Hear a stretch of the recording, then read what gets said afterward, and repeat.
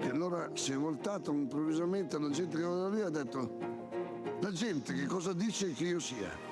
Chi dice che io sia? E voi chi dite che io sia?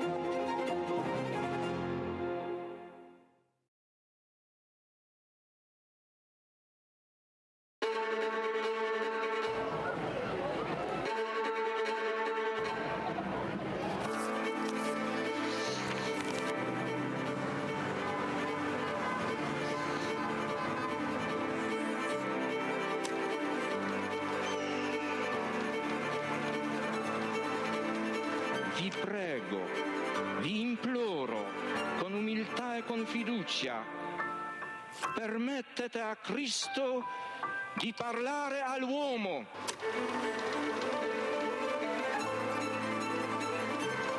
Don Gius aveva capito il problema che avevo. Se la tua vocazione è vero, il tuo lavoro verrà fuori anche dai sassi.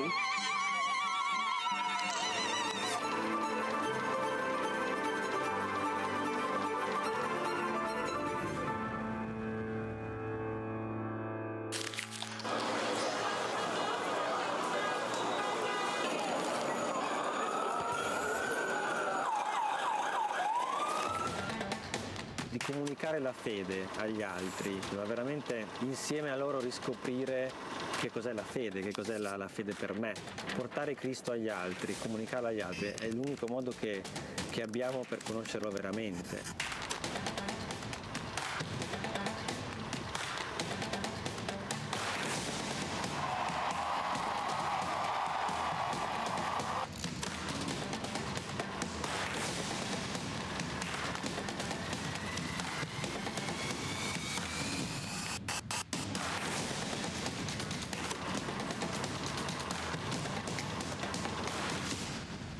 L'iter communionis aiuta a comunicare all'esterno la ricchezza di vita, di giudizi, di tentativi, di opere che nascono dalle persone e dalle comunità. L'iter communionis è proprio la vita del movimento. Scrivete all'iter communionis le vostre esperienze, ci fate bene.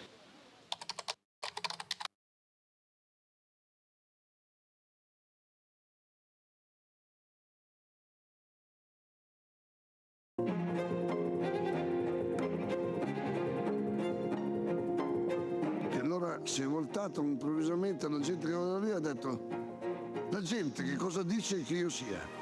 Chi dice che io sia? E voi chi dite che io sia?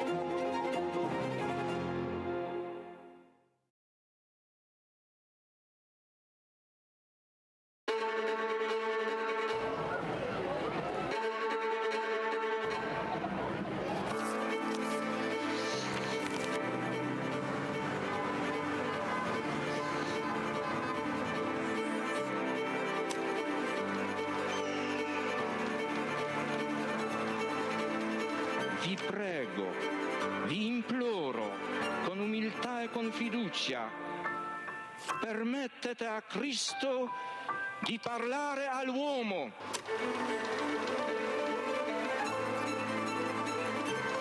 Don Gius aveva capito il problema che avevo. Se la tua vocazione è vero, il tuo lavoro verrà fuori anche dai sassi.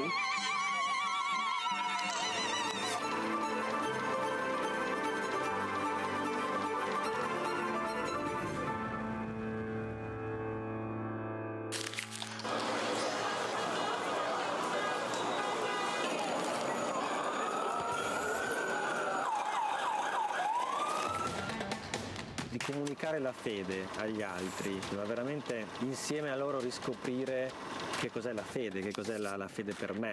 Portare Cristo agli altri, comunicarlo agli altri è l'unico modo che abbiamo per conoscerlo veramente.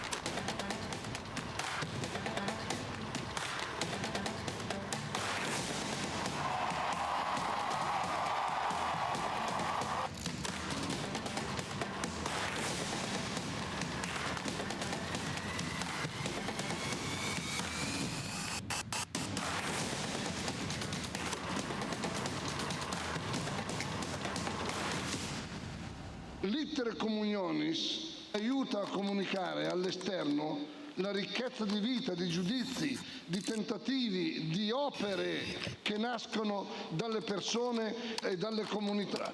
L'Iter Communionis è proprio la vita del movimento. Scrivete all'Iter Communionis le vostre esperienze, ci fate bene.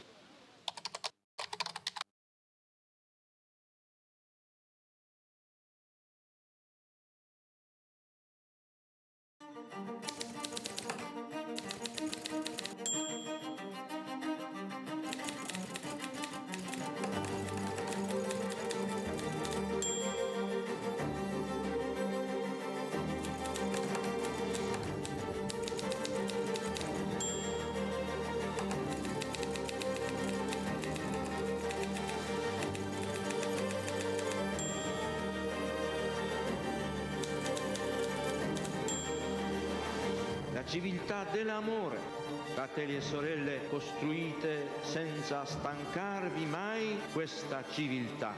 Lavorate per questo, pregate per questo, soffrite per questo.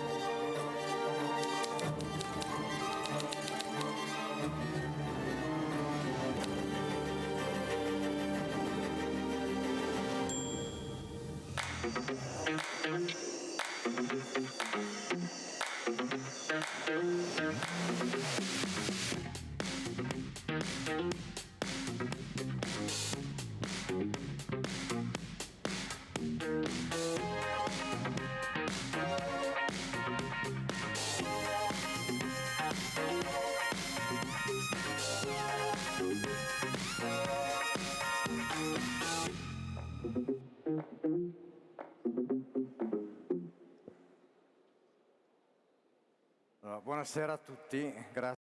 Buenas tardes a todas y todos. Gracias por asistir hoy a este encuentro tan numerosos.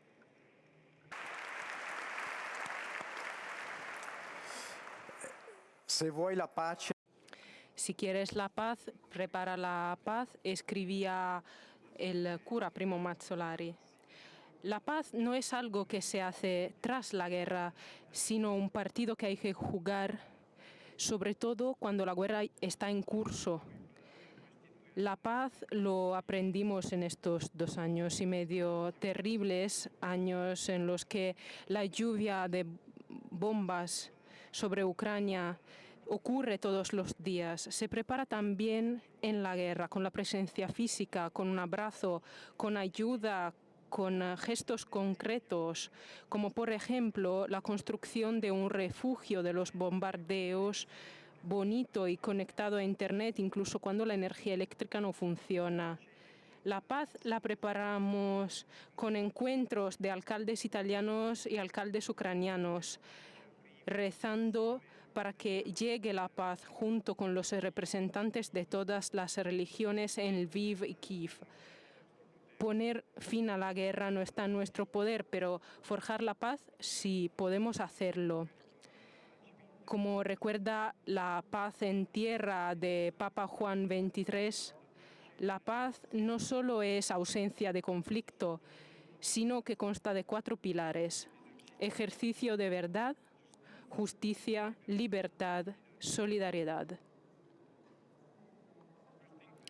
Este encuentro nace de una idea de Riccardo Bonaccina, fundador de Vita, una revista en la que yo también trabajé durante muchos años, que en estos años se comprometió en un recorrido apasionado de solidaridad con el pueblo ucraniano. Ricardo, debido a causas de fuerza mayor, no puede estar aquí hoy a moderar este diálogo que, como era su intención y en la intención de quienes asistiendo, no es un debate, sino un momento de testimonios.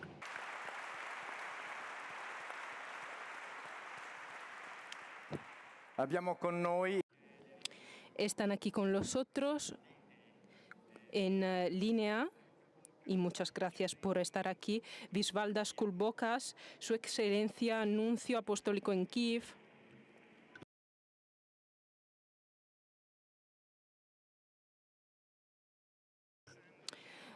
Alexandra Matvichuk, abogada ucraniana, Premio Nobel de la Paz en 2022,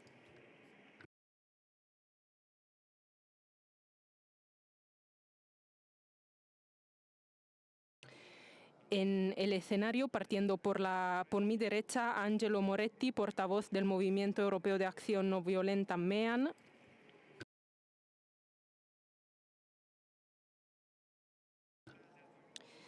Anastasia Zolotova, directora de la ONG ucraniana Emmaus.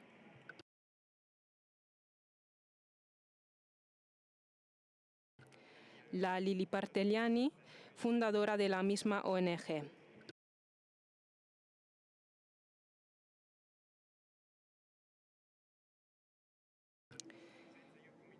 Les agradezco a todas y todos su presencia.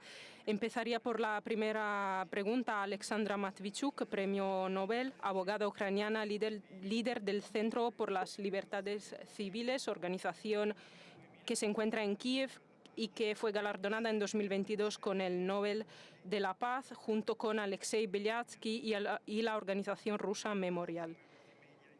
Apareció en muchos medios internacionales para representar la sociedad civil ucraniana, sobre todo por lo que atañe a cuestiones relacionadas con los desplazados internos, crímenes de guerra y derechos humanos.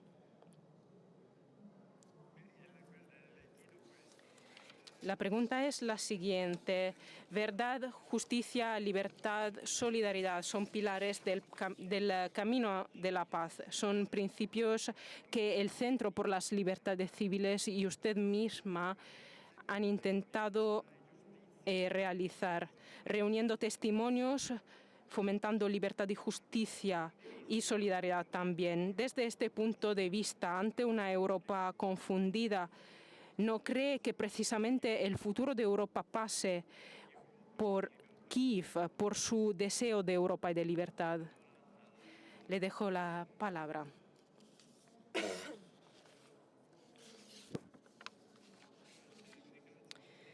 Gracias, muchísimas gracias por esta oportunidad y por estar aquí.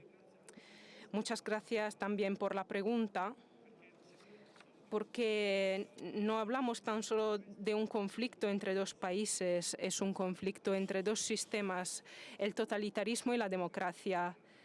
Con esta guerra, Rusia quiere convencer a todo el mundo que la democracia y los derechos humanos, el Estado de Derecho, son valores vacíos, irreales, porque nadie puede estar protegido en una situación de guerra. Rusia quiere convencer que un Estado es un poder militar con una fuerza nuclear que puede romper el orden internacional y puede imponer sus reglas a toda la comunidad internacional, incluso forzar el cambio del orden internacional establecido. Y si Rusia consiguiera esto, pues daría luz verde a otros líderes totalitarios en el mundo a hacer lo mismo. Rusia es un imperio y un imperio tiene un centro, pero no tiene fronteras. Un imperio siempre intenta expandirse. Los ucranianos liberados del aprisionamiento nos dicen que Rusia dice que cuando caiga Ucrania, los ucranianos irán conquistando el mundo junto con el ejército ruso. Y la primera movilización de los ucranianos junto con las tropas rusas ya se lanzó y se realiza en los territorios ocupados por Rusia. Más allá que los países de Europa tengan el valor o menos de aceptar esto, estos países están a salvo solo porque Ucrania sigue resistiendo. Pensemos en la historia moderna, el crecimiento de un mal que queda impune, sigue en Siria, en Malí, en otros países del mundo. Nunca hubo una punición. Estos actos quedaron impunes. Entonces, ellos piensan que pueden hacer lo que quieran. Nosotros tenemos que demostrar la justicia y castigar a esos países y líderes que empiezan las guerras en el presente. Y a este propósito, los ucranianos están luchando por la justicia no solo para ellos mismos, sino para prevenir el próximo ataque ruso al próximo país.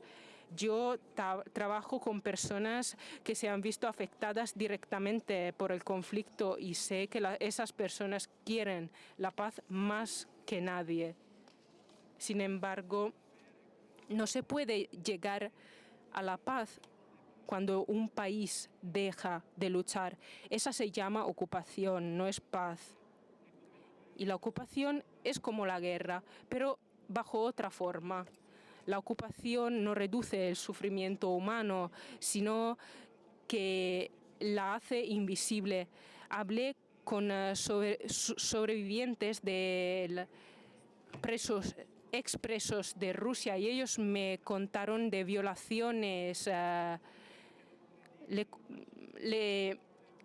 incluso pues le quitaron las uñas, las torturaron. Le hicieron electrochoques, entonces algo terrible. La ocupación no cambia las cosas. En la ocupación sigue habiendo violencia, torturas, negación de la identidad nacional. Hay fosas comunes y campos de concentración. Me gustaría concluir diciendo algo que no está tan claro en la comunidad internacional. Putin dice abiertamente que el pueblo ucraniano no existe, que la lengua y la cultura ucraniana no existen, que nosotros somos un pueblo junto con Rusia. Y durante 10 años esta guerra nos mostró prácticas terribles. Cuando las tropas rusas exterminaron activamente a los curas, a los alcaldes, a los periodistas, a los voluntarios, los activistas medioambientales, los músicos, los docentes, se prohibieron la lengua y la cultura ucraniana en esas zonas, se destruyeron libros y se destruyó el patrimonio de Ucrania. Algunos niños ucranianos fueron enviados a Rusia para que se volvieran rusos. Entonces, las personas en Ucrania no tienen elección. Si dejan de resistir a la invasión de Rusia, dejaremos de existir. Necesitamos una paz justa y sostenible, como el Papa dijo en muchas ocasiones en sus discursos.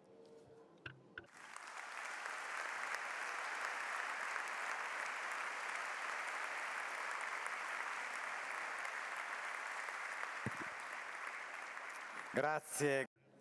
Gracias. Gracias. A lo mejor voy a volver con otra pregunta. Me gustaría dirigirme a Su Excelencia Visvaldas Kulbokas, que nació en Lituania, tiene 49 años y el 15 de junio de 2021, antes de la guerra, fue nombrado nuncio apostólico en Ucrania. Es el único embajador que no ha dejado la capital desde el comienzo de este ataque querido por el Kremlin. El arzobispo sabe que no es suficiente expresar decirse contrarios a la guerra, sino que es necesario forjar la paz. Él dice: todos los días, cuando hago la misa por la mañana, dedico mi oración personal a los que sufren, y son muchísimos, son prisioneros, hay militares, pero también civiles, muchos niños desaparecidos, y es un problema enorme. Estoy en contacto con las asociaciones de los familiares de prisioneros y de ellos me llegan testimonios de un enorme sufrimiento. Entonces, ¿cómo construir la paz en esta situación y cómo hacerlo cuando parece que no tienen resultado ni las tentativas de los líderes políticos del mundo, ni los del Consejo de Seguridad de la ONU, ni los llamamientos del Papa, el Consejo de las Iglesias y de las organizaciones religiosas ucranianas y mundiales? Usted dijo que una de las respuestas, junto con el diálogo humanitario, es favorecer el nacer y el crecer de una unidad de pensamientos y de visión y sensaciones entre las sociedades civiles. Estar juntos es importante, dijo usted muchas veces. ¿Cómo hacer todo ello? Muchas gracias. Un saludo para Ricardo Bonaccina, que no está, pero nos está siguiendo. Y saludo a Alexandra Matvichuk, Angelo, Anastasia y todos los demás amigos. Veo a muchos amigos también en la sala. Me gustaría hacer una precisación. No era el único embajador que se quedó en Kiev en marzo y febrero de 2022. También estaba el embajador de Polonia. Lo que dijo Giuseppe como moderador, haciendo referencia a mis palabras, en las que decía que es necesario crecer en una unidad de pensamiento y de sentir en las sociedades, entre sociedades civiles, corresponde muy de cerca a la etapa que estoy viviendo ahora mismo en Ucrania. Cuando hago referencia a esta etapa, me refiero a una continua evolución de la comprensión de la realidad, también en mí mismo y a veces también en los demás. Algunas de las etapas anteriores se han caracterizado por un fuerte shock que me notaba en mí, pero también en mi entorno, especialmente de los testimonios de quienes han atravesado o están atravesando el infierno de la prisión o de la separación de sus hijos. Este shock se debía también al hecho de que, como dijo también Giuseppe, en el mundo de hoy tenemos herramientas jurídicas formales, por lo menos, como las convenciones de Ginebra, que regulan el tratamiento de prisioneros civiles y militares, de los heridos graves, de médicos. También tenemos las Naciones Unidas y distintos países que se definen potencias mundiales o que aspiran a serlo. Pero todas estas herramientas es como si se desmoronaran ante la realidad de la guerra, incapaces de prevenirla y de detenerla.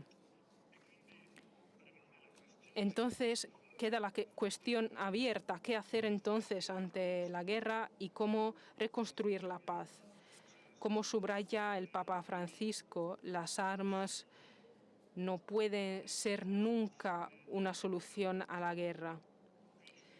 Y añado también que no pueden serlo ni las armas de defensa, aunque éstas sean justificables y legítimas, porque las armas por sí solas no llegan a la raíz del problema, a las causas de la guerra. De una forma u otra, las guerras, como la guerra de Rusia contra Ucrania, tienen antecedentes que podemos comparar con las nubes que anuncian que algo no va bien.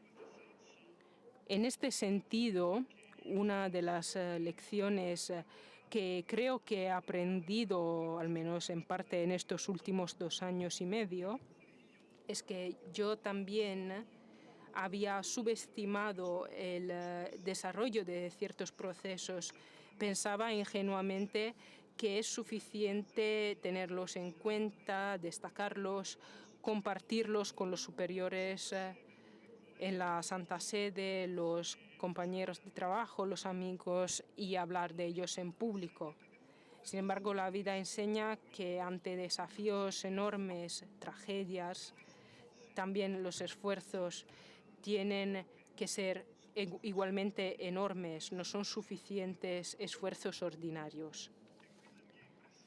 Bien, mi impresión es que las instituciones de todo tipo, estatales o interestatales, organizaciones mundiales o también religiosas, tienen una dificultad innata para prever cuando se van aproximando las guerras. Esto creo que se debe a que en cada estructura hay trámites burocráticos y de alguna forma que se quiera o no, se pierde la sensibilidad y la reactividad. Además, todas las instituciones modernas se enfrentan a una carga muy pesada de trabajo, que sea urgente o que se considere urgente. Entonces, ante incluso a las emergencias, tienen las capacidades que tenían antes y a menudo están agotadas y no pueden reaccionar de la misma forma.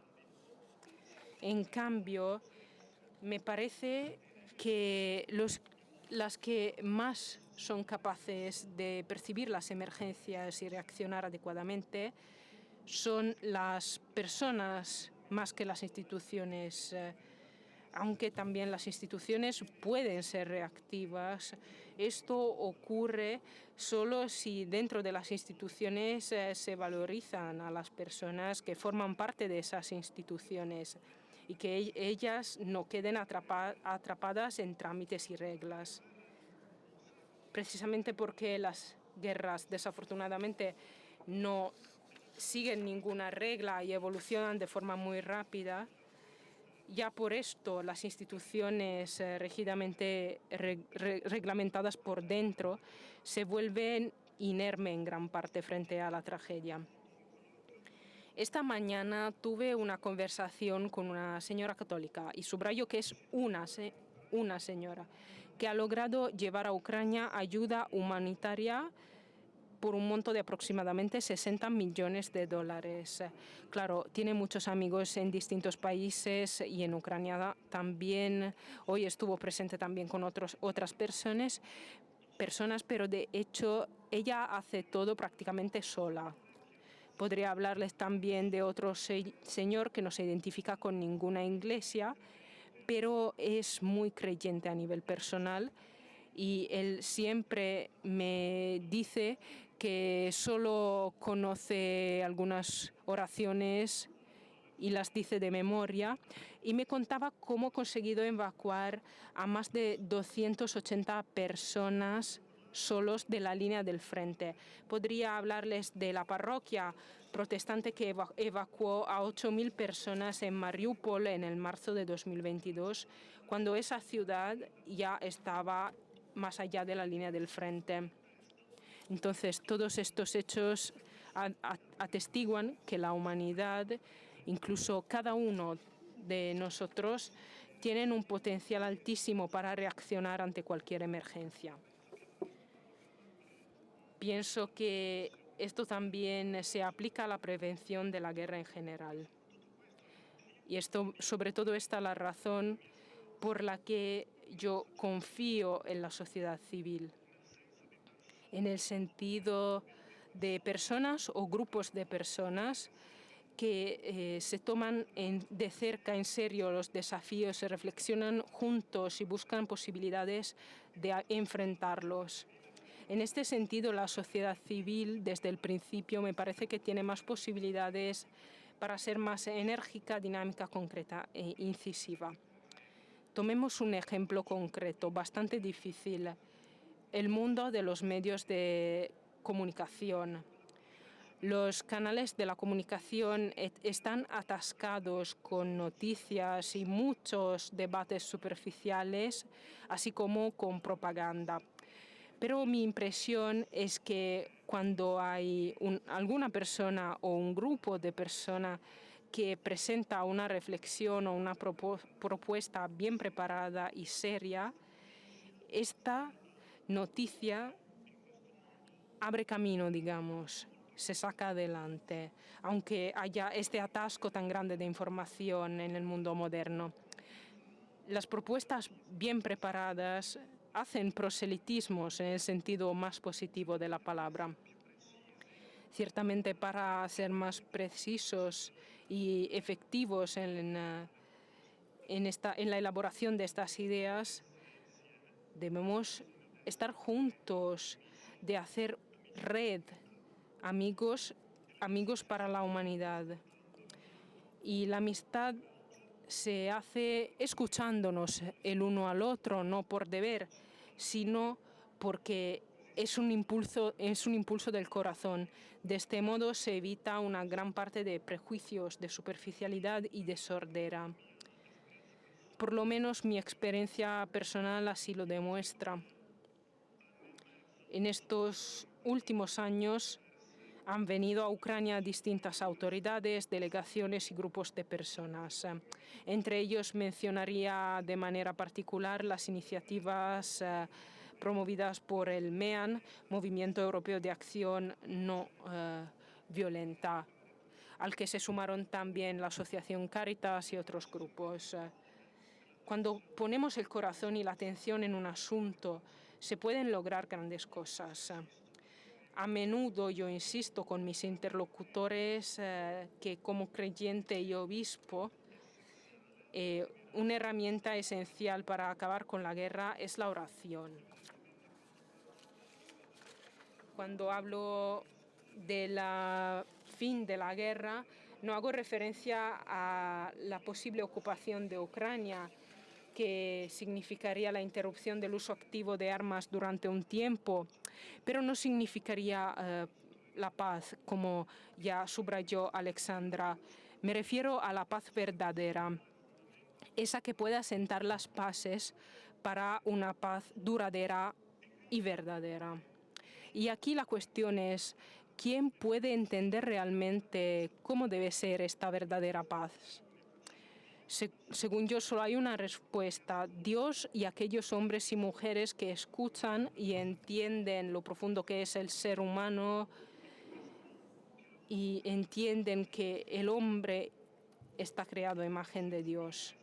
En este sentido, hago referencia a la oración religiosa, pero no solo.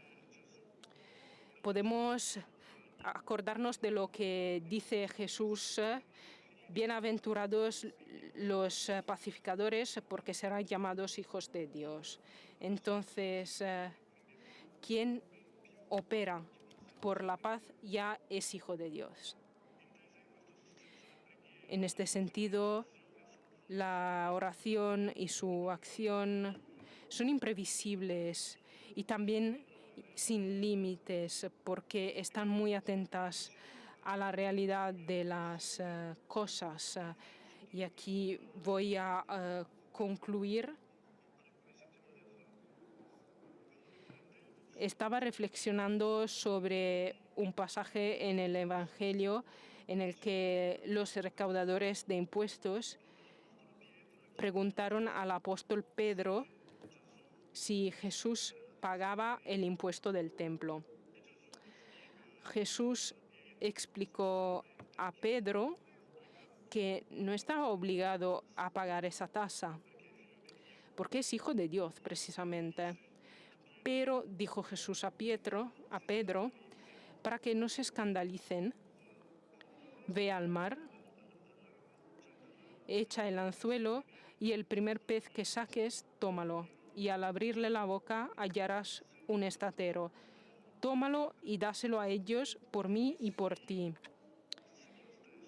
Es decir, si Dios mismo escucha la situación concreta, incluso se adapta a esta situación, desde el no tener que pagar este impuesto hasta después pagarlo para que no se escandalicen, para mí esta es la reflexión más grande. No partir tan solo de la teoría, de los principios ya establecidos, ni solo de las leyes, sino interpretar la realidad, detectar señales, la psicología de las personas también, las oportunidades y posibilidades.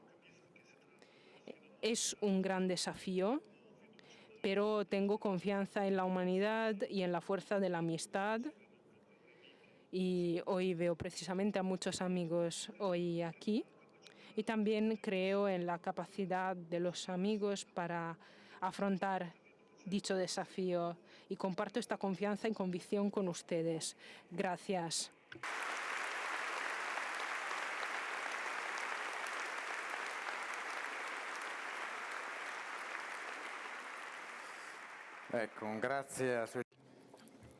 Muchas gracias, sobre todo por ese concepto que es de todos nosotros, cuando insistió en la idea de que el principal sujeto de esperanza son las personas.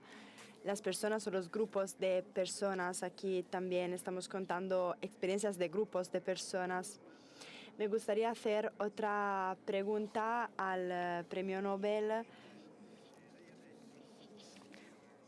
Usted dijo en su discurso que en Ucrania todos quieren la paz más de cualquier otro. Es una frase que de cualquier forma puede sonar rara, quizás porque hay otras preocupaciones, pero me pregunto, ¿qué suena en el corazón de una persona que está viviendo una guerra? ¿Cómo vive una persona así que vive bajo las bombas la palabra paz? Es una palabra que sigue teniendo un sentido muy profundo.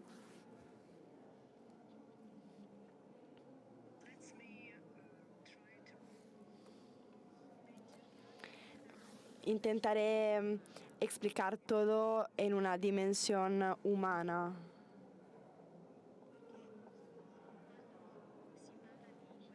Cuando se habla de guerra y paz a nivel internacional, muy a menudo los hombres políticos pierden el sentido de la dimensión humana. Me gustaría contarles una historia.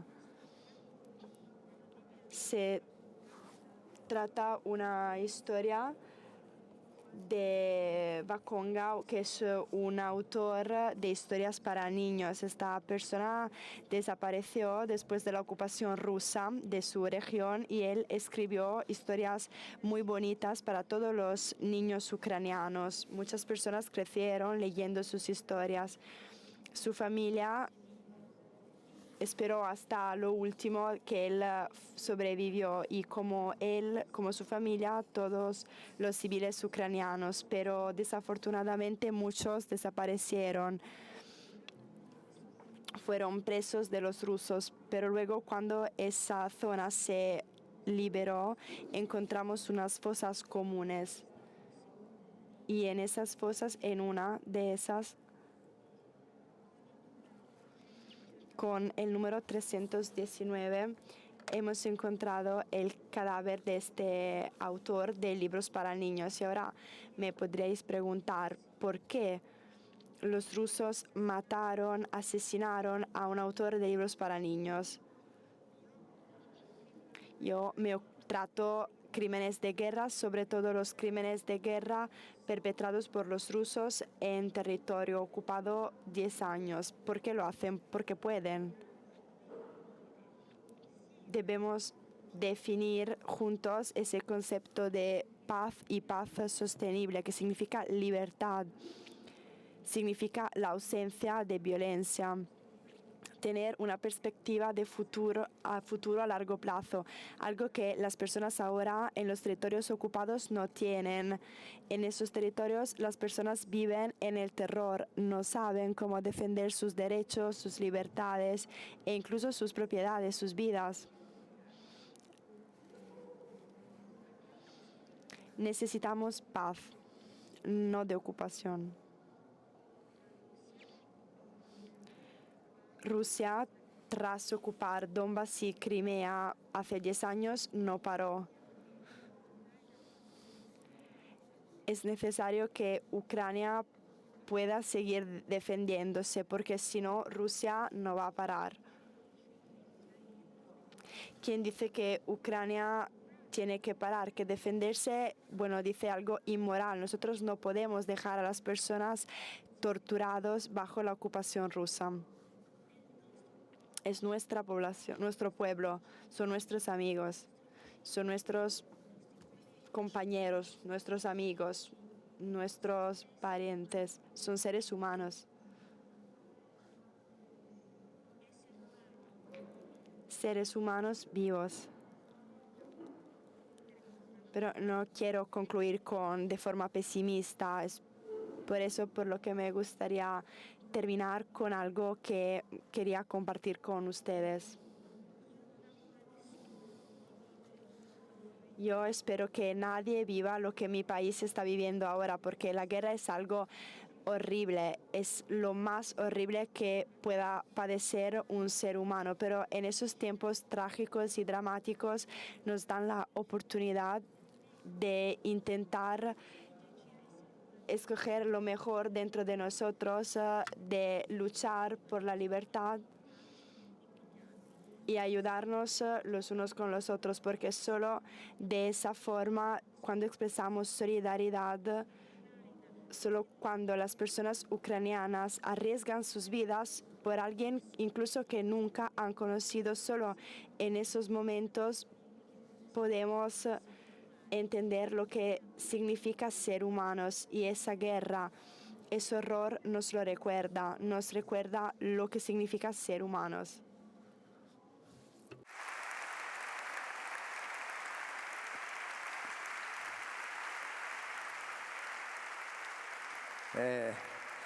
Prima di lasciarla, Me gustaría pedirle otra cosa a usted y a su excelencia.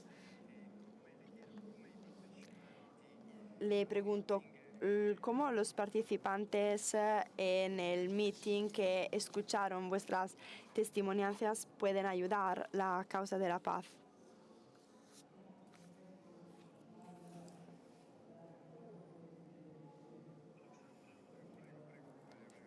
Bueno, sí, si quiere empezar usted. Lo que decía ahora Alessandra, la comprensión de la paz. Cuando hablaba de la asociación civil, hay diferentes dimensiones. Ante todo, sostener la sociedad civil en Ucrania, y luego, como decía Alessandra, lo que es la paz. Hay una gran necesidad de ser ayudados, incluso de hablar a nivel internacional, mundial, de lo que es la paz. Alessandra subrayó varias veces ese concepto muy claro. La ocupación no es paz.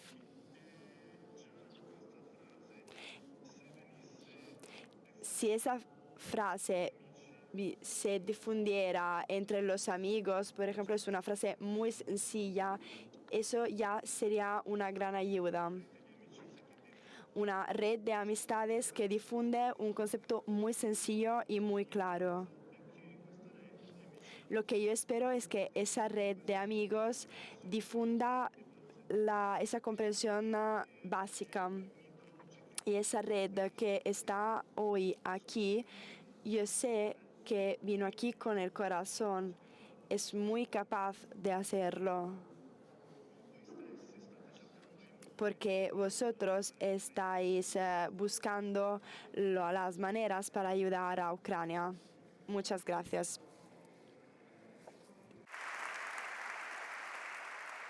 Alexandra.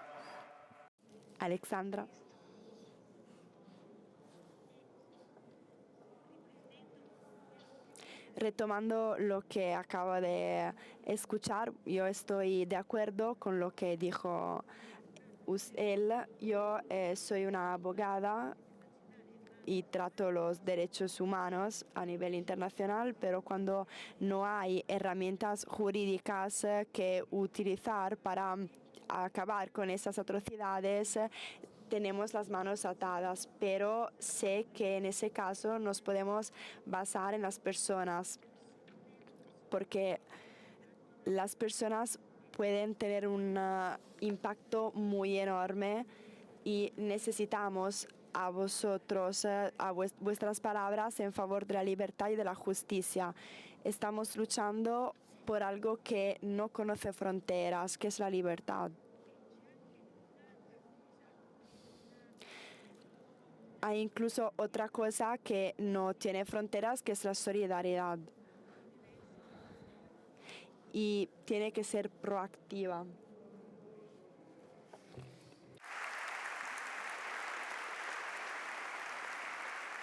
grazie ai nostri amici. Gracias a nuestros amigos conectados. Ahora hablamos con nuestros amigos que están aquí en el meeting, empezando por Angelo Moretti. Él es presidente de la Red de Economía Civil Internacional Sal de la Tierra y referente de la Red de Pequeños Municipios. Moretti aquí es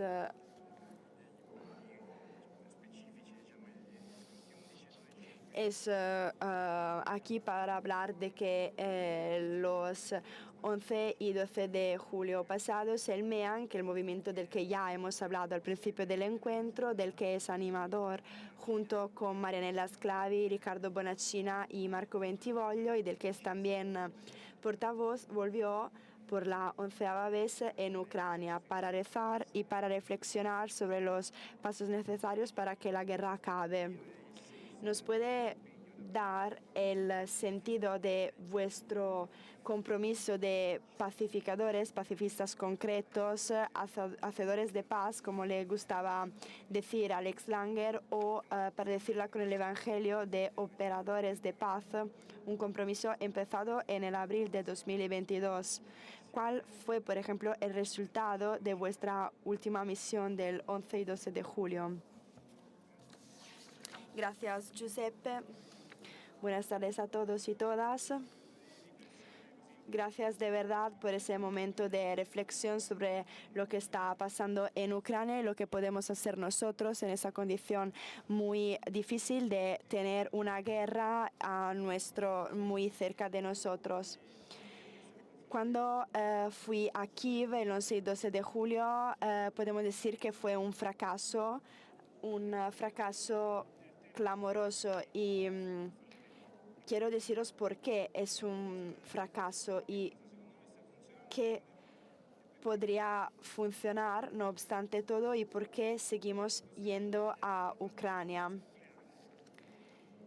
Con la agresión a Ucrania por parte de una potencia nuclear, hemos entrado en una época y en una condición existencial inédita. Roberto Bobbio, que es un filósofo del derecho y de la paz, decía que con la explosión de Hiroshima cambió la historia del pacifismo porque nació la conciencia atómica, porque la paz se quería no porque es un bien superior, sino porque es posible con respecto a la extinción de la humanidad. La paz no es algo superior, pero es algo razonable con respecto a la destrucción humana que podría surgir de una guerra nuclear. No se puede hablar de un movimiento que no es pacifista, porque el no pacifismo no puede existir en la época nuclear. Pero con la caída del muro de Berlín, cuando creíamos que la guerra atómica pudiera terminar, y cuando Fukuyama escribió El fin de la historia, nosotros hemos vivido una larga temporada, nosotros como europeos, como si hubiera algo que no necesitaba hablar de pacifismo, y pensábamos que el futuro estaba garantizado. Esa condición geopolítica que hemos vivido después de la caída del muro fue algo pasajero, como todas las condiciones geopolíticas y lo que pasa en la humanidad. Y hemos visto como esto fue el último punto de queríamos fuera el último punto de una historia. El 24 de febrero de 2022 pasamos de una guerra fría a una guerra muy caliente, la agresión a Ucrania. Eso fue el inicio de una guerra global que para nosotros es que puede volverse hirviente bajo nuestras conciencias impotente. El ejército de Putin fue rechazado con éxito por los ucranianos precisamente tras haber intentado tomar Kiev en marzo de 2022. Pero mientras tanto, ese ejército logró secuestrar a más de 16.000 niños y ocupar microáreas rurales y grandes territorios urbanos como Mariupol, la ciudad de María. Nos encontramos frente a una nueva bifurcación de la historia. La pregunta es si estamos al final de la posesión de armas atómicas o no. Es por eso que hablo de eso. Nosotros del Movimiento Europeo de Acción No Violenta llevamos 2 años quitando a los europeos. Unámonos en una acción no violenta de masas contra el invasor. Debemos ponernos en camino si queremos evitar la escalada nuclear. Y al mismo tiempo pedimos en voz alta que haya una paz justa para el pueblo ucraniano. Nos hemos unido porque compartimos la plena conciencia de que ha llegado el momento de una movilización cívica de masas, no solo metafórica, de mentes y corazones, también y sobre todo de piernas. Hemos hablado mucho de mentes, pero ahora es el momento de las piernas. Kiev está a 2 días en auto desde Roma. Ahora, si empezáis un viaje ahora, en menos de 48 horas llegaréis al centro de Ucrania. Nadie nos obliga a ser espectadores de esa guerra, mirando la guerra desde la televisión o nuestros móviles, porque no es este el periodo que vivimos. Un gran pacifista, Lanza del Basta, decía: si te golpean la mejilla de tu hermano, tú ofrécele la tuya. Nadie hoy nos obliga a presentar ante Putin millones de mejillas, porque nosotros podemos ir a Ucrania mañana si queremos hacerlo. Y si queremos ir allí para decir, estamos aquí, podemos hacerlo porque somos hombres y mujeres libres, pero vivimos un momento muy raro y no lo hacemos. Vivimos una guerra que está muy cerca de nosotros, pero no partimos. Probablemente tenemos el miedo, pero puede que haya algo más. Giovanni Sartori hablaba de homo videns, un hombre que cree que es suficiente ver las cosas en televisión, que cree que se puede, por ejemplo, ganar dinero sin trabajar, y pensamos que podemos hacer la paz sin comprometernos. Nosotros pedimos a Ucrania que haga la paz sin comprometernos nosotros mismos. Entonces, probablemente tenemos que darnos cuenta de que vivimos en un momento en el que no podemos delegar esta idea a otros.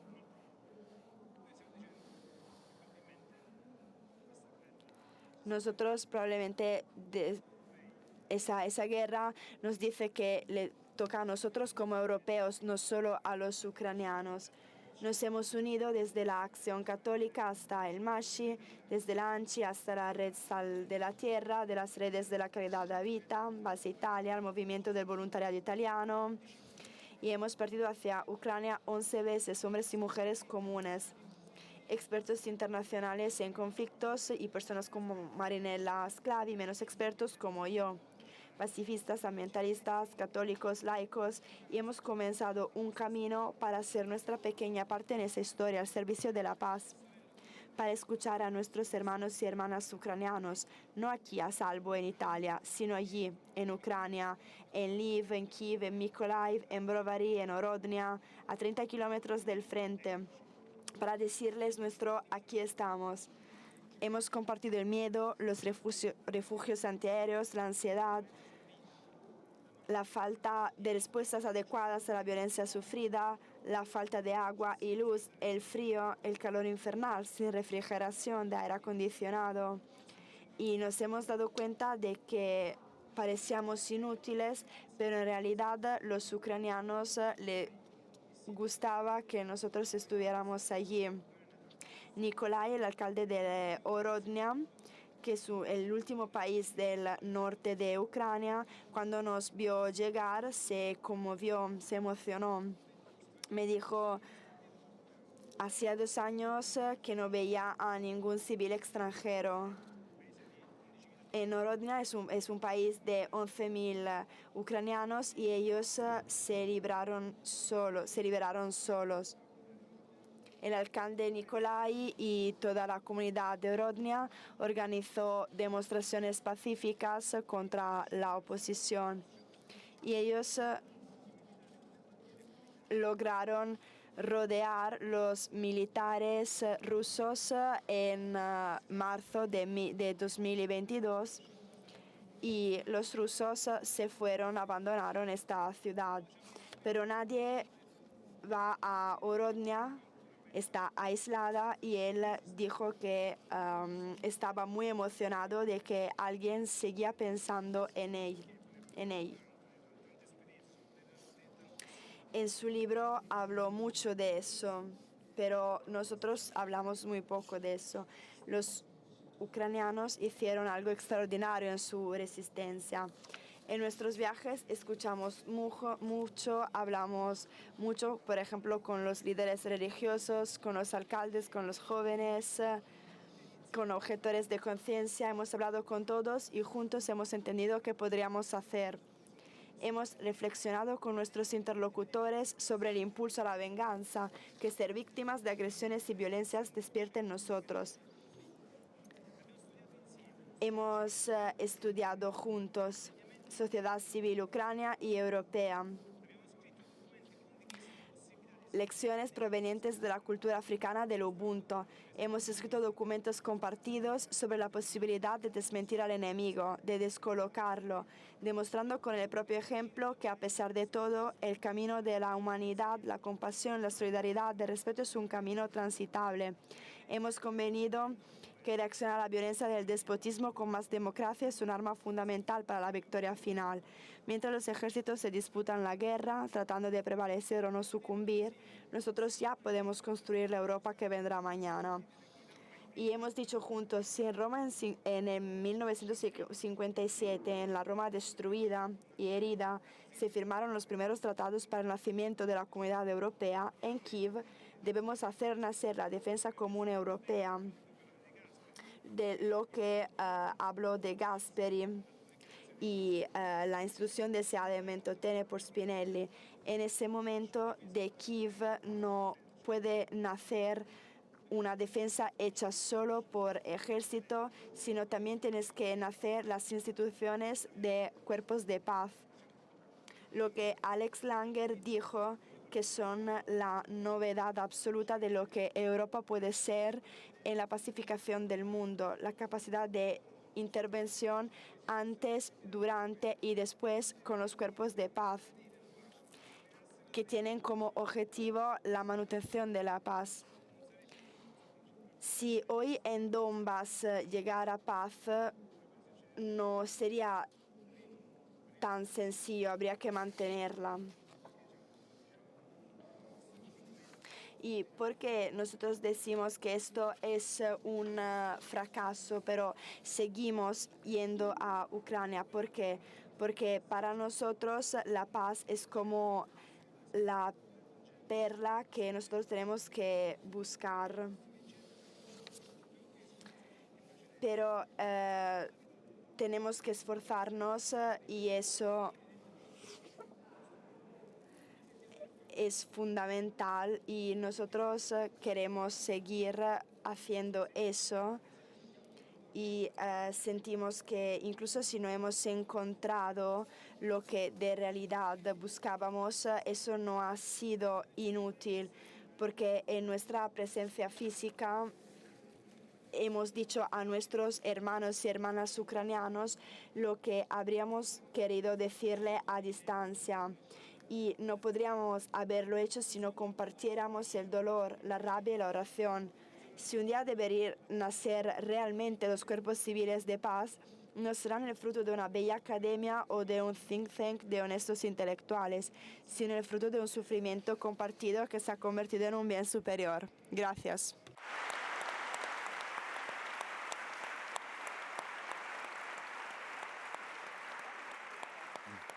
No, Pasemos a la Lili Partelliani.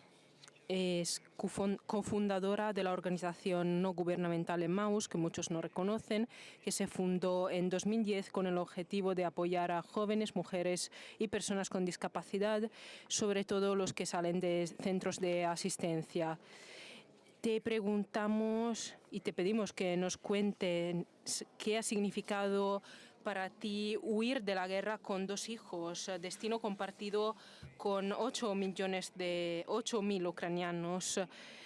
¿Cómo no dejarse arrastrar por el odio en una experiencia así parecida? ¿Cómo curarlo y cómo desminar el corazón? Gracias, Giuseppe. Buenas tardes a todos. Cuando escucho decir que la paz no es solo ausencia de conflicto, sino ejercicios de esos 4 pilares que mencionamos, cada palabra llega a mi corazón, porque la guerra en mi país se debe precisamente a que aplastaron la justicia y la verdad, y que la Rusia nos está diciendo una enorme mentira. Cada día soy consciente de que mi experiencia de emigración forzosa está relacionada con esta mentira, una mentira que le quita la vida a muchísimas personas. Necesito que se haga testimonio de la verdad, necesito paz, necesito que se realice la justicia y al mismo tiempo estoy agradecida a mi comunidad por esa experiencia de libertad y solidaridad que vivo con ustedes. Para mí esa experiencia de abandono forzoso de mi casa empezó por entender que nuestra casa había dejado de ser un lugar seguro para mí y nuestros hijos. Un año antes de la guerra perdí a mi marido y por ello sabía que tenía que prepararme con antelación para no hacerlo todo en el último momento. La experiencia de ser prófugos quiere decir tener un dolor constante por la destrucción que cada día ocurre en mi país, la imposibilidad de compartir la felicidad de un nuevo nacimiento con los seres queridos en Ucrania o estar presentes en los funerales de seres queridos. Para mí, la imposibilidad de mantener la memoria de mi marido visitándolo a su tumba. Todo eso no son solo palabras, son nuestras experiencias. Hace 2 días en Mariupol murió el padre de un amigo mío muy querido y él no puede ir a hacerle el funeral. Mi hermano y mis amigos en Kharkiv no pueden ir al cementerio en Kharkiv porque los rusos minaron los cementerios. Hoy, sin embargo, me gustaría centrarme en un aspecto no tan visible de esta experiencia: la pérdida de sí mismo, la desesperación y la pérdida de orientación, porque esta pérdida de ver un cambio tan grande, radical y rápido en mi vida significa, ante todo, perder la identidad. Y me es difícil describir que de repente aspectos que conocía también de mí se volvieron indefinidos.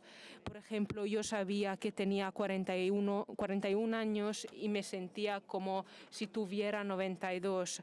Yo sabía que era mujer, pero me sentía como un hombre que tiene que solucionar rápidamente todos los problemas. Yo sabía que era la hija menor, pero de repente mis padres se volvieron hijos. Me encontré en un ambiente extraño, sin saber el idioma, obligada a vivir en un cuarto de un refugio. Todo ello es el resultado de una huida forzosa para buscar seguridad, que de forma imperceptible se ha vuelto un alejamiento de todos los puntos de orientación habitual. Lo único que quedó no ha sido la edad, la nacionalidad, la educación o otras cosas. Lo que permaneció y que se volvió un punto de apoyo a partir del que volví a construir a mí misma, es que yo pertenezco a Cristo. Esta pertenencia siguió como punto fundamental en ese entorno tan indefinido. Aunque hubiera críticas, dudas o desilusión, me di cuenta de que a pesar de todo el horror y del cambio que se estaba produciendo en mi realidad, hay algo que sigue dándome las fuerzas. Esta pertenencia a Cristo me permite reconocer que tengo una casa, que no soy una mujer viuda con hijos. Este recorrido para volver a casa no hubiera pasado si no hubiera estado una compañía de personas que en los días más difíciles me ha ayudado. La experiencia de la conciencia de que pertenezco a Jesús me llama para que viva de forma plena y no me quede estancada en las pequeñas cosas. Una vez me escuché una experiencia de un voluntario que se lo contó a Giussani. Él le había dado dinero a una mujer y esa había decidido comprarse un pintalabios y el voluntario se había quedado un poco decepcionado. Pero Giussani le dijo que en aquel momento lo que esa mujer necesitaba era sentirse hermosa. Esa historia siempre me conmociona, pero sobre todo ahora en la experiencia de prófugos. La mirada de don Giussani no empieza por el moralismo, sino por la humanidad y la sencillez de nuestro deseo de ser felices. Muchas veces contestamos con facilidad a pedidas de ayuda, pero muchas veces también juzgamos a las personas que están en situaciones difíciles como víctimas, es decir, las incluimos en ese esquema y decimos que deberíamos estar satisfechas de esto o de aquello y de forma muy fácil creemos que sabemos qué es mejor para ellas. Estoy agradecida a don Giussani porque hoy lo que cuenta es la dignidad de cada uno, prescindiendo de su estatus o de su situación. Él nos enseña a ver la persona en su entereza y en su plenitud. Estoy agradecida a nuestra familia italiana que nos acogió en Brescia, porque desde el primer día ellos nos miraron con esta mirada que nos devolvió dignidad. Estoy agradecida a amigos y a todos aquellos que acogen a ucranianos por vuestras miradas y por vuestros corazones abiertos. Estoy agradecida a cada uno de ustedes porque lo que hacen es un testimonio de la solidaridad que existe entre nosotros. Tú me preguntas qué nos ayuda a desminar el corazón y a no volvernos más brutos. Una vez escuché decir que en la iglesia de Nuestra Señora de París las ventanas, debido al incendio, solo tardaron 5 minutos en desvanecer, digamos. En una situación que viví yo, me encontré en la misma situación. Estuve a punto de rechazar la posibilidad de perdonar y ser humana. Estaba a 5 minutos de cerrar para siempre mi corazón. Entonces me di cuenta de que el corazón humano es mucho más frágil que los ventanales. Entonces, lo que me ayudó fue quedarme fiel a la naturaleza de mi corazón, no dejar que se desmoronara bajo el ataque del mal y de la desesperación. Son los amigos y la comunidad que comparten conmigo mis experiencias positivas.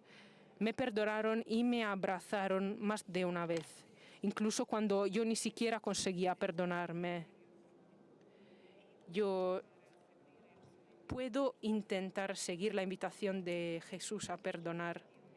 Estoy agradecida a Dios por todo lo que me ha dado y por la posibilidad de vivir cada día sabiendo lo mucho que tengo. Todo ello lo aprendí de don Giussani y de un largo camino en la comunidad. Otra cosa importante que me ayuda a mantener mi corazón así es la sensación tangible de que cuando todo es tan insoportable y difícil, el Señor me ve debajo del árbol. Entonces yo también voy a escuchar esas palabras. Yo te vi bajo el árbol. Muchas gracias por tu testimonio, Lali.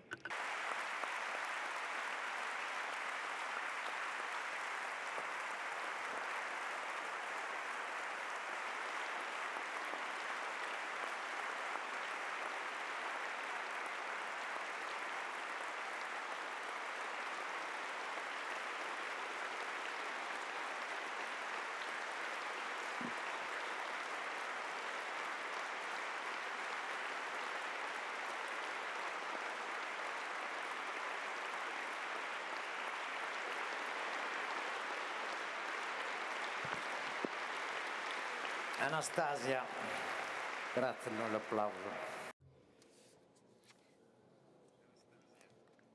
Anastasia, tú eres directora de la ONG Emmaus en Kharkiv. Y como responsable de esta ONG que tuvo que poner a salvo un grupo enorme de personas con discapacidad y que sigue acompañándolas en Kharkiv, Kharkiv en estos meses ha sido atacada con mucha fuerza por drones y misiles rusos. Ha habido 190 alarmas al mes, con casas, bloques de pisos atacados, familias con sus hijos con discapacidad que no pueden dejar sus casas. Vosotros habéis seguido con vuestros proyectos de solidaridad y muchas veces de las mismas personas con las que trabajáis llega una solución. ¿Puedes darnos un testimonio? Buenas tardes. En Ucrania, en nuestra casa, la guerra conlleva un dolor que dura y no se parece al dolor personal que cada uno encuentra en su vida, sino que es el sufrimiento del entero pueblo ucraniano.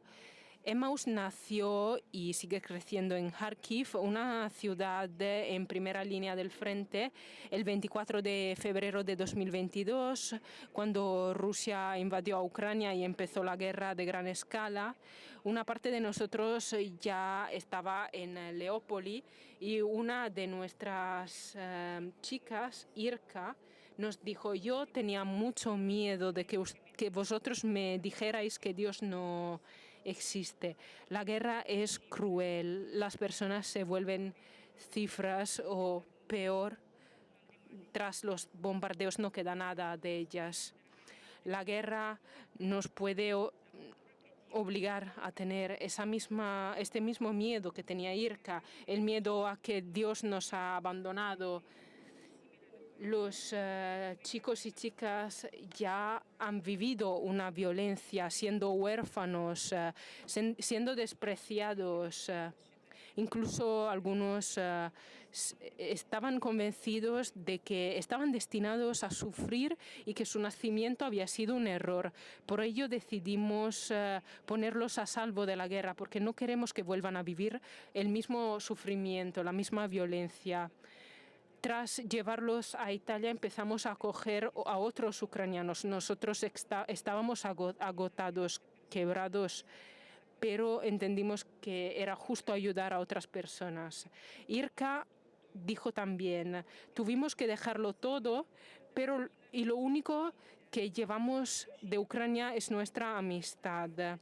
Conseguimos llevarnos esa casa que se basa en las relaciones y en el cariño, y esa casa precisamente nos permitió arrancar aquí y ayudar a otras personas heridas como nosotros. Llevamos viviendo en Italia 2 años y medio, pero el corazón se ha quedado en parte en Ucrania, una parte de Emmaus se ha quedado en Ucrania, el corazón está ahí con todos nuestros compañeros y los que sufren este sufrimiento incomprensible. La presencia del mal absoluto, las madres que pierden a hijos y hijos que pierden a padres, parientes y amigos que combaten heridos en el frente, que han sido aprisionados, torturados y no pueden comunicar con sus seres queridos, las familias que se despiden en la parada del tren y no saben si volverán a verse, ciudades destruidas y quemadas, la presencia de la muerte del hermano de Vasia, un empresario de Kharkiv y amigo de Emmaus. Su familia ha llegado a Italia y después han vuelto a Kiev. Su hermano fue a combatir como voluntario y después desapareció. Lo buscaron durante mucho tiempo y cuando al final lo encontraron no pudieron reconocerlo. Y ahí está Vasia, el hermano mayor, que le tiene que decir a la madre que es necesario hacerle una prueba de ADN para entender si lo que queda de su hijo es realmente su hijo. Muchos muertos cada día. Como ha dicho Miroslav Marinovich, que era disidente soviético, tras la Segunda Guerra Mundial los judíos se preguntaban dónde estaba Dios en Auschwitz y los ucranianos se preguntan dónde estaba Dios en Bucha. Marinovich no quiere decir que no haya una respuesta, pero dice, me gustaría que hubiera la voz fuerte y profética de la Iglesia, porque limpiar las heridas es una de las funciones importantes de la Iglesia, pero no es la única. Las personas necesitan respuestas, porque si no, se pierden. ¿Por qué he perdido a mis seres queridos? ¿Cuál es el sentido de la muerte? La Iglesia, al fin y al cabo, interpreta el sacrificio de uno mismo. Parece que ningún ejercicio de bondad o solidaridad pueda vencer este mal. Incluso se te ocurre rechazar el llanto porque parece no cambiar nada. Esta primavera precisamente tuve un periodo en el que estaba atormentada por estas preguntas y por esto hice ejercicios espirituales con un cura, don Paolo, y me sentí comprendida. Esperar es difícil, pero con el tiempo se puede hacer. La esperanza no es optimismo. No es llegar enseguida a la paz. Preparar una paz justa querría decir llamar a los asesinos por sus nombres. Esperanza es luchar en contra de todos los obstáculos. Don Pablo me contó esta historia. María Magdalena fue al sepulcro y no encontró a Jesús. No lo encontraba y lloraba, seguía llorando. No podían incluso ver y no reconoció a los ángeles. Sus lágrimas no le dejaban ver el milagro de la resurrección. Sin embargo, por el otro lado, las lágrimas invitaron a Jesucristo a que apareciera y le dijera, María, no llores. Deberíamos tener la certidumbre de que Jesús puede bajar en cualquier oscuridad y ayudarnos a vencerla. La fe es un camino de valentía. Necesitamos valor para alcanzar la paz y para curar las heridas de la guerra. Como nos dijo una vez el arzobispo de Kharkiv, todavía no es tiempo de volver. Nos dijo así porque nos conoce y sabe que para nosotros volver a Kharkiv bajo las bombas sería peligroso.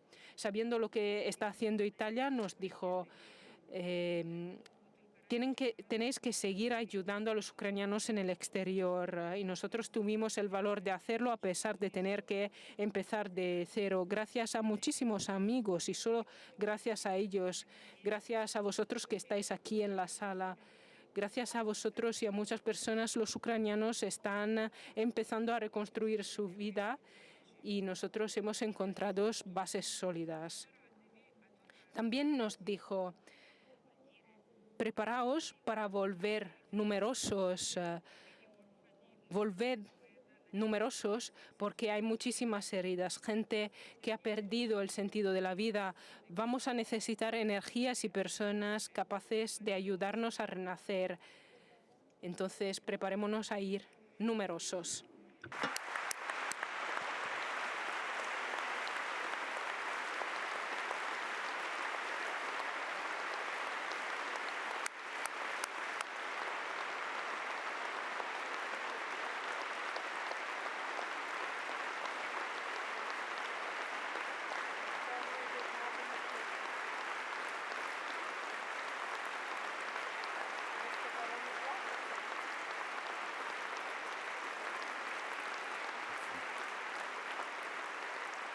Eccoci. No quiero añadir nada más porque fue muy intenso lo que escuchamos. Queríamos llamar a Giulia Villa. Es un texto muy corto. Giulia Villa era una actriz y les vamos a leer ese texto muy breve de La Paz como camino del cura Tonino Bello, obispo de Molfetta, fallecido en 1993, por el que está en curso el proceso de beatificación. El 7 de diciembre de 1992 marchó junto a otros 500 voluntarios desde Ancona hacia la costa de Dalmacia, del que empezó un camino que lo dirigiría dentro de la ciudad de Sarajevo desde hace meses bajo el asedio serbo. Entonces, Giulia, a ti la palabra. Para ser honestos, no estamos muy acostumbrados a relacionar el término paz a conceptos dinámicos. Muy raramente oímos: aquel hombre se cansa en paz, lucha en paz, arranca la vida con los dientes en paz. Más comunes en nuestro lenguaje son las expresiones: está sentado en paz, está leyendo en paz, medita en paz y, por supuesto, descansa en paz.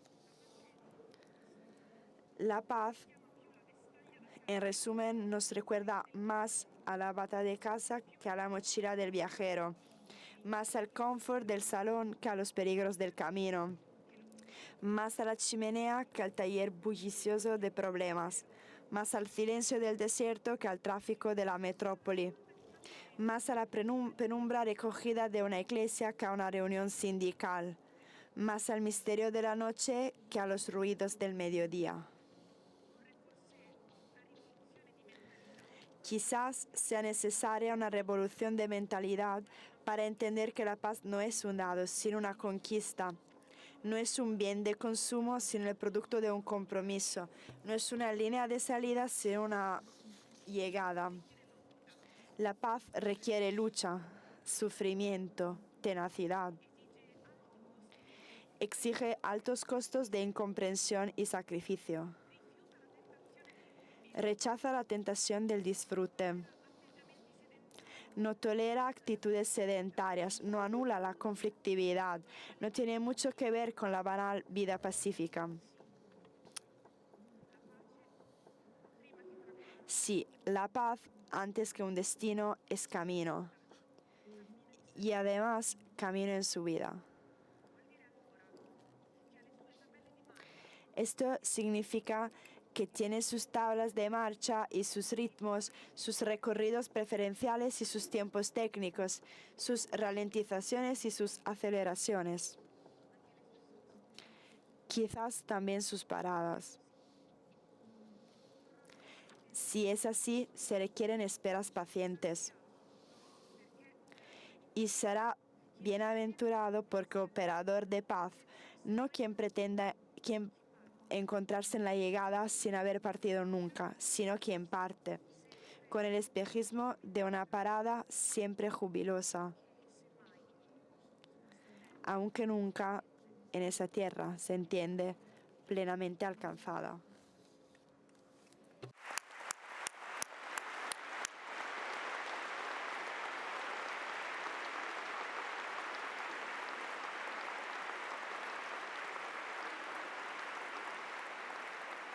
Ecco, dunque Les agradezco mucho a nuestros huéspedes porque han intervenido en primera persona y hemos escuchado muchas verdades. Como decía Monseñor Kulboka, que hay muchas personas que desempeñan un papel muy importante.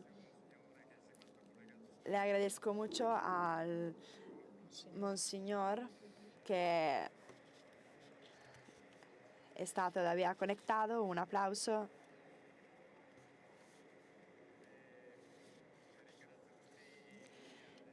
Agradezco a todos los que han estado aquí, los que se conectaron desde Kiev como nuestro premio Nobel, y les recuerdo que todos esos encuentros son posibles también porque se apoyan realidades como el meeting de Rimini, que otorga voz a voces como las que hemos escuchado. Entonces, haced una donación para el meeting de Rimini. Gracias a todos.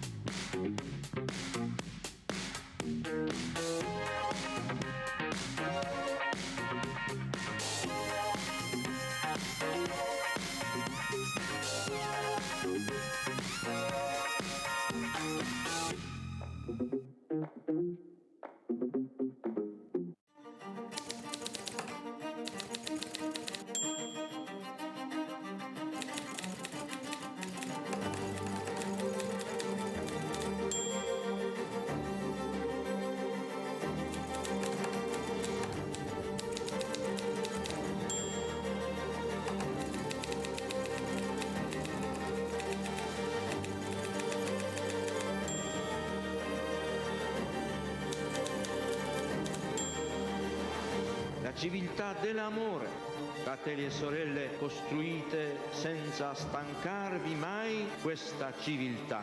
Lavorate per questo, pregate per questo, soffrite per questo.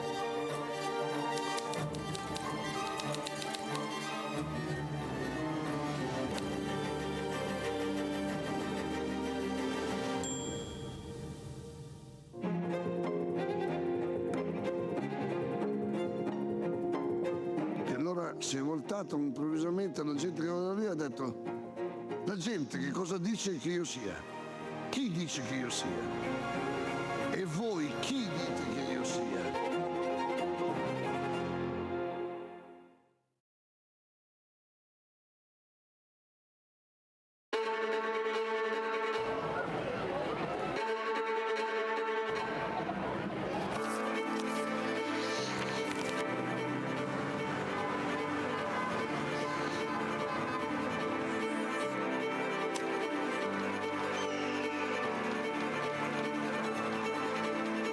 Vi prego, vi imploro, con umiltà e con fiducia, permettete a Cristo di parlare all'uomo.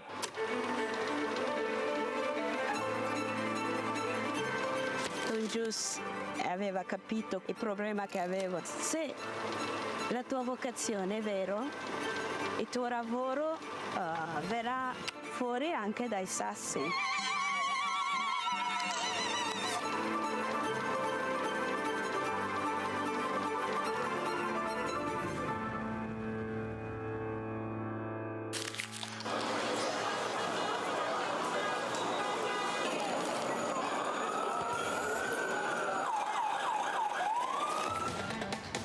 di comunicare la fede agli altri, ma veramente insieme a loro riscoprire che cos'è la fede, che cos'è la fede per me. Portare Cristo agli altri, comunicarlo agli altri è l'unico modo che abbiamo per conoscerlo veramente.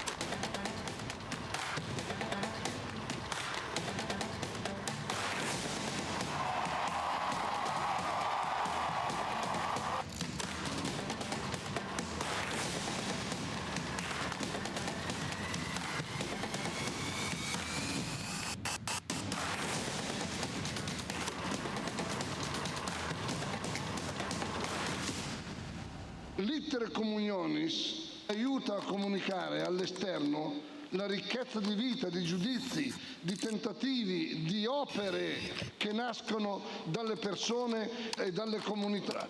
L'iter communionis è proprio la vita del movimento. Scrivete all'iter communionis le vostre esperienze, ci fate bene.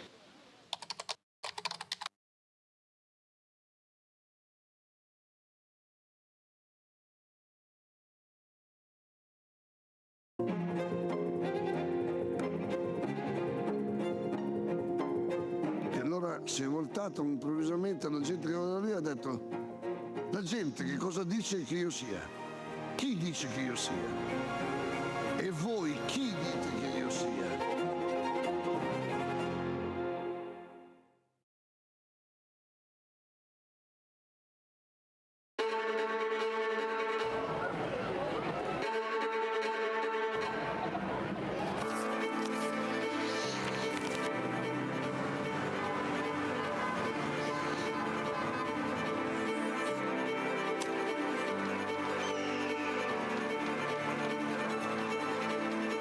Vi prego, vi imploro, con umiltà e con fiducia, permettete a Cristo di parlare all'uomo.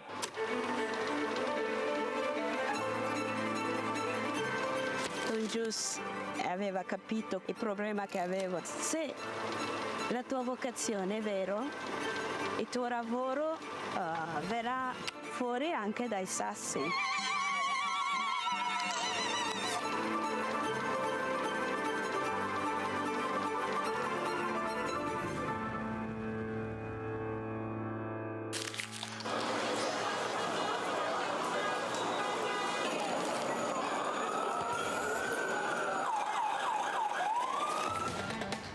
Di comunicare la fede agli altri, ma veramente insieme a loro riscoprire che cos'è la fede, che cos'è la fede per me.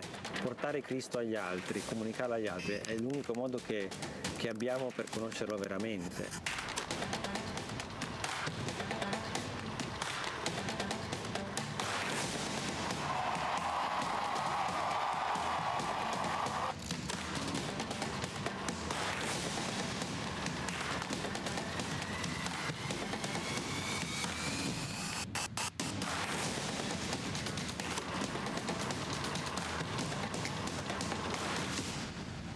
L'iter communionis aiuta a comunicare all'esterno la ricchezza di vita, di giudizi, di tentativi, di opere che nascono dalle persone e dalle comunità.